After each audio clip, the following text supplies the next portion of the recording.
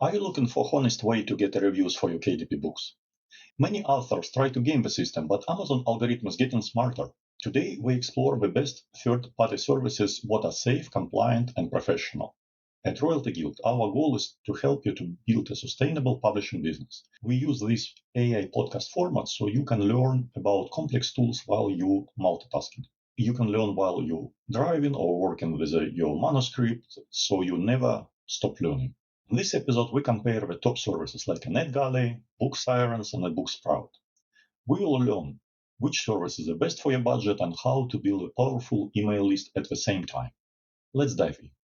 Even subtle, systemic attempts to game the system using external services are becoming instantly visible to Amazon's algorithms through topology, not just text. Here's where it gets really interesting, especially concerning the market question of what compliant review services are available.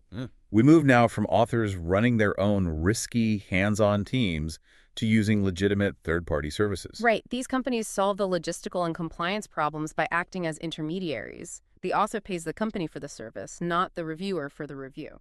We need to categorize these commercial services into a few distinct tiers based on cost, audience, and the type of authority they confer. The top tier is definitely the professional authority service, NetGalley. NetGalley has been a cornerstone of the industry since 2008. It's the standard platform used by major traditional publishers, Penguin Random House, HarperCollins, Simon & Schuster. It's the gold standard for reaching industry insiders. So its specialty is reaching highly authoritative figures. Librarians, booksellers, educators, media personnel, these are professional readers, and they are reviewing the book with industry context. The resulting feedback carries significant weight in the industry, even if it's not a verified purchase review on Amazon. And these are the reviews that help an author secure shelf space or library orders or press attention. Exactly. But the barrier to entry is high.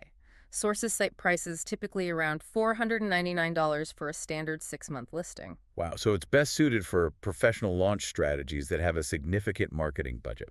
And their vetting mechanism for reviewers is quite robust. They use a feedback ratio system. Reviewers are encouraged to maintain an 80% submission rate, meaning they must review 8 out of every 10 books they request to be approved for future requests. Which ensures quality and reliability among the review pool. But authors have to remember, NetGalley reviewers are professional, often critical, readers. 5-star ratings are earned, not expected. That's the key strategic benefit of NetGalley.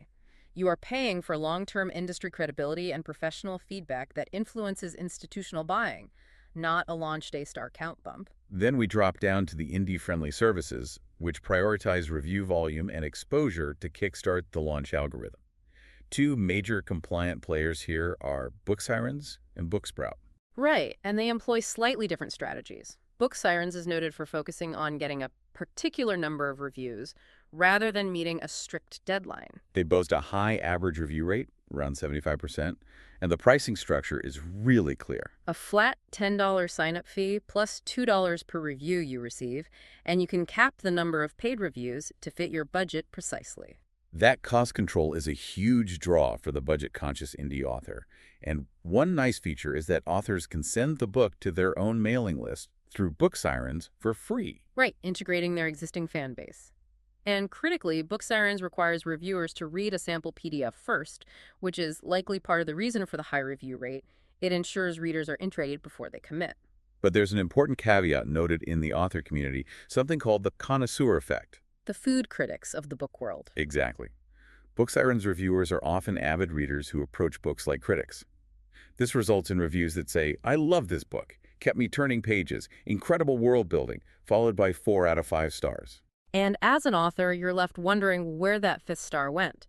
But for an experienced reader or critic, 4 stars is a strong rating. It means highly recommended. Right.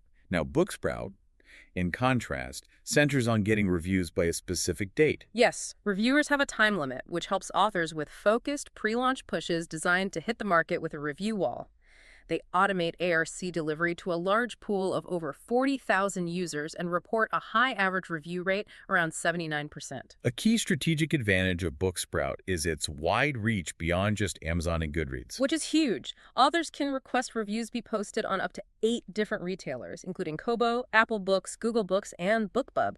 For authors looking to launch wide beyond the Amazon ecosystem, that multi-platform reach is incredibly valuable. It diversifies the author's risk away from relying solely on Amazon's fickle algorithm. It does. And a third model in this category is voracious readers only, or VRO.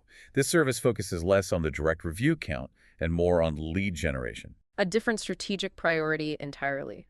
VRO's primary goal is building an author's email list by offering free ARCs in exchange for collecting emails. Authors can start with free packages or purchase paid options, like 100 readers for $75. And the results really illustrate this focus perfectly. The source noted one author who received only 11 reviews out of 150 downloads through VRO, which is a relatively low review rate. But that same author successfully gathered 142 new, high-quality email subscribers.